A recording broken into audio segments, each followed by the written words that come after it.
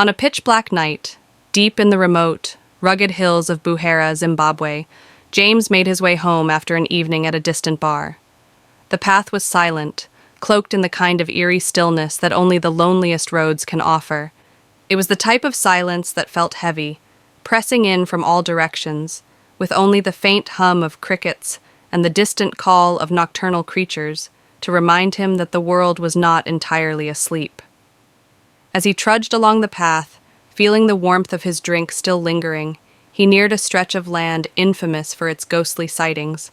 Locals whispered that this was a place where the spirits of liberation war soldiers roamed, their souls restless and bound to the earth.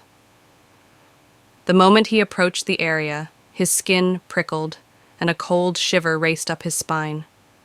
Every instinct screamed at him to turn back, but he told himself it was just the chill of the night and the stories weighing on his mind. Then, without warning, he felt a presence beside him. A man had appeared from nowhere, as if conjured by the darkness itself. The stranger's face was partially hidden in the shadows, his gaze fixed ahead, and his steps silent, almost as if he were floating. Instinctively, James felt his pulse quicken, but he pushed the unease aside, chalking it up to the surreal nature of the place. Eager to dispel the tension, he mustered the courage to speak. "I'm glad to have company in this place," he said, his voice strained. "It's a scary stretch of road, and I'd hate to be walking it alone." The stranger looked at him with an expression as cold and lifeless as the moonlight that spilled over the path. He replied, "Yes, I used to be afraid to walk here too." Something in the man's voice was wrong, hollow, as if the words came from deep within a void.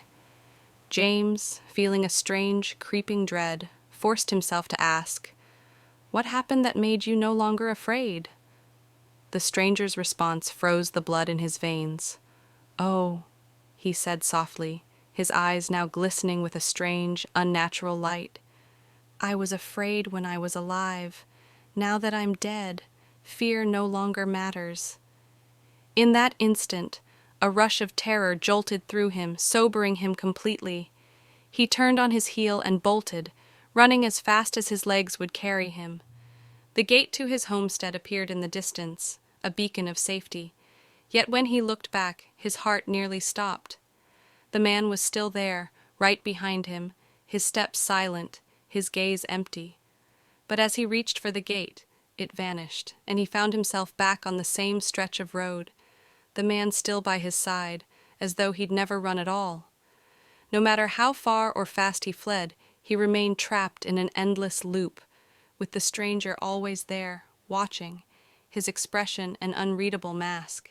He tried again and again to escape, each time seeing his homestead gate, only to find himself back in the same place, the same chilling companion walking in step with him. His breath grew ragged, his legs numb, but he could not stop running.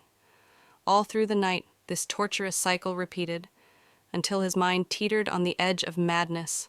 Finally, just before dawn's first light, the man halted. Turning to James, he gave a faint, ghastly smile and said, "You're lucky. Dawn is near. I must go." And with that, he faded into the morning mist, as though he had never existed. When the sun rose, James was found lying by the side of the road, exhausted, shaken to his core, with no memory of how he had finally escaped. But the haunted look in his eyes told a story that words could never truly capture. If you're ready for more tales that'll keep you up at night, hit that subscribe button and press the bell. Sweet dreams, if you can sleep.